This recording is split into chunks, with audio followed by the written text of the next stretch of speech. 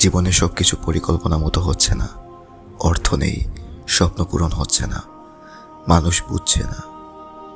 কিন্তু কি একবারও ভেবে দেখেছি আমরা যা কিছু পেয়েছি তাই তো অসংখ্য মানুষের কাছে কল্পনার মতো। একটা গরম খাবারের প্লেট, একটা মাথা গোঁজার ঠাঁই, একটা সুস্থ দেহ, এমনকি একটু নির্মল নিঃশ্বাস, এসবই তো আল্লাহর বিশাল নেয়ামত।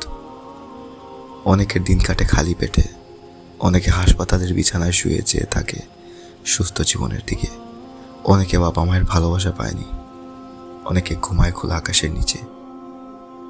কিন্তু আমরা, আমাদের সামনে খাবার থাকে কিন্তু আমরা সেটার মূল্য বুঝি না।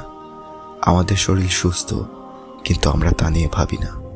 আমাদের মা বাবা আছে কিন্তু আমরা তাদের সময় দিই না। আল্লাহ বলেন, আর যদি তোমরা আমার নেয়ামত গণনা করতে চাও তবে তোমরা তা শেষ করতে পারবে না। সূরা ইব্রাহিম আয়াত 34। অথচ আমাদের জীবনটা অভিযোগে ভরা। যদি আমরা কৃতজ্ঞ হতাম তবে হয়তো জীবনে তো কঠিন লাগতো না।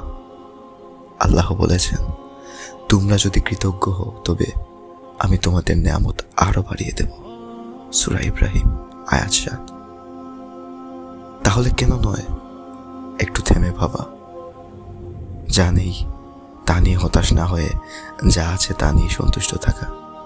কেন নয় প্রতিটি ছোট নেয়ামতের জন্য শুকর আদায় করা? কারণ নেয়ামতের কদর করতে শিখলে জীবনটা সহজ হয়ে যায়। সুবহানাল্লাহ।